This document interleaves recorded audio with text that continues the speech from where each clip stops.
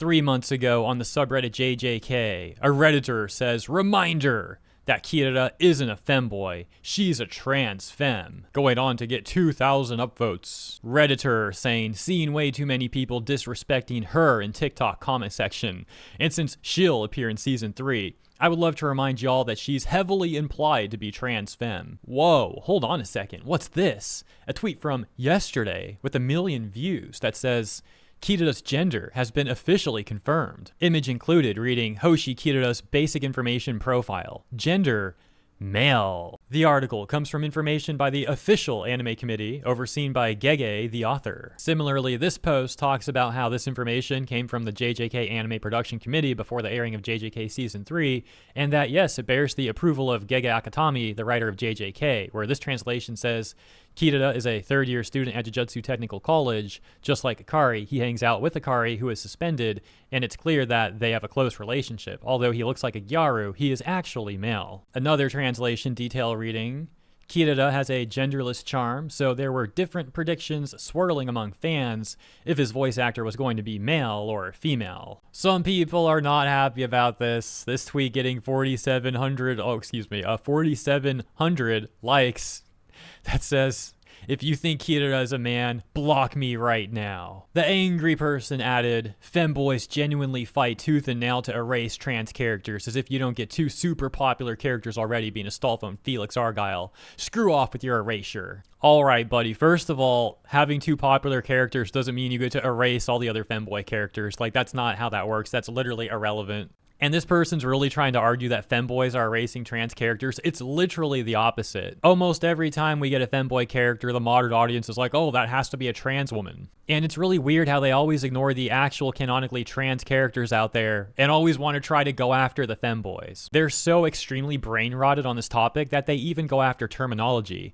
For example, they tried to stop femboys being called trap, saying that even calling a femboy trap is offensive because trap should be a slur. They tried to say that trap is just a slur for a trans woman, and it's like, no, 99% of the time that word is not even directed at someone who's trans, it's being directed at a femboy. And most of the time the femboy likes being called a trap anyways because they find it funny. It gets even worse though, because around 2022, there were a bunch of trans people on Twitter that were also trying to get people to stop using the word femboy for femboys. They said it was like offensive and that people should call them rose boys instead. It was one of the dumbest things I've ever read online. And it still gets worse because this is one of their favorite memes. It says feminine cis men have to be trans and it's okay to push them to identify as such. This gets reposted on Twitter from time to time, occasionally even getting over 10K likes. And then they'll joke around about like egg culture, which is basically saying that someone is trans, they just don't know it yet. We need to push them to crack the egg.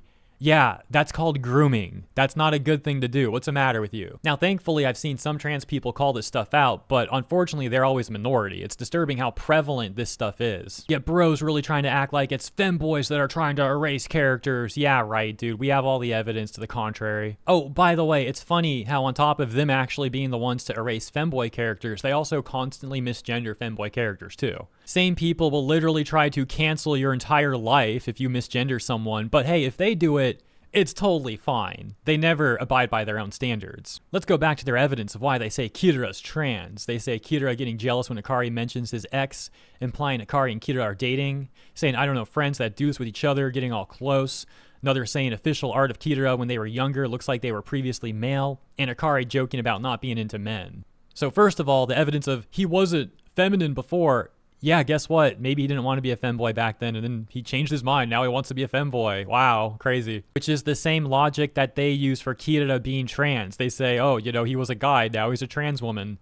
So it's funny that they'll like use that standard for themselves. But hey, it can't work for a femboy though. If he wasn't always a femboy, he can never be a femboy apparently. It's ridiculous. And every other point simply goes back to one of the most popular memes out there related to femboys, which is like, is it gay to be with a femboy? Like everyone's heard that joke before. He very well could just be playing into that trope. Backing up that point is this post from a Japanese user that says, to begin with, in Japan, the interpretation of whether a man who likes cute otakonoko, cross-dressing boys, is gay or not is not clear-cut. If someone has redacted and identifies as male and is cute, their lover isn't necessarily considered gay. Another angry post responds to the news and says, Hikari isn't gay, doesn't even like hanging out with dudes, dates Kirara, Kirara's a boy, media literacy shot dead in a back alley. It's funny how people like this will look at something at face value without looking into any further nuance contextually into like what could actually be going on, and they're going to act like they're the most media literate people out there. As I have explained before regarding people like this, media literacy, when they use that terminology, it's a rhetorical manipulation tactic. They don't actually mean, do you have media literacy? What they really mean is, do you agree with our hive mind and our exact rhetoric? If you do, we're going to say that you're media literate, but if you don't, we're going to say that you don't have media literacy. In an act of desperation, one more person tries to prove that Kirara is a trans woman. They make the first point, which we already talked about, the second point, which we also already talked about, but then there's a third point that says, literally as a feminine body type, which takes me to what I've said in prior videos, that modern audience people like this are the biggest perpetuators of gender norms. They love to LARP as if they're against gender stereotypes and gender norms, and they're so progressive, but they're actually the biggest perpetuators, once again, of gender norms out there. Case in point right here. It's really funny that they never have the self-awareness to realize that though. Like, they're in denial about that. In a tweet with 1,300 likes, we have the final argument being made, which is Kirara literally has boobs, and you still have people saying she's still a guy. However, this comment that's trying to prove that Kirara is a trans woman and not a femboy actually gets called out by this person's own followers, saying that this is a transphobic remark. For example, in this exchange, the user says, I know it wasn't your intention, but your comment is transphobic too. Would you tell a trans man that he's a woman just because he has boobs? Or would you tell a trans woman who doesn't have boobs that she's a man? DOP going on to say that they're not transphobic and why even make a rude comment like this, to which the other person essentially says that their comment could be seen as transphobic and they should accept their mistake. Another one of their followers calling them out here saying, I mean, her body isn't really an argument because guys can have boobs too.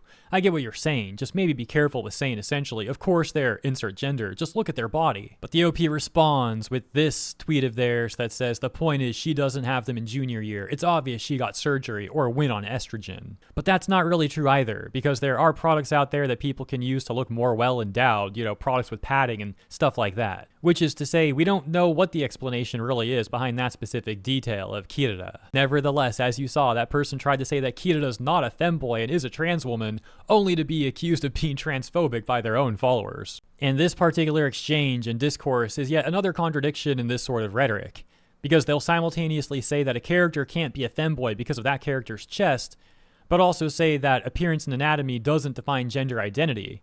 So, just like the misgendering point from earlier, where I mentioned how some of these people are fine with misgendering as long as they're the ones doing it, you know, it's different when they do it, some of them will also apply this double standard to anatomy.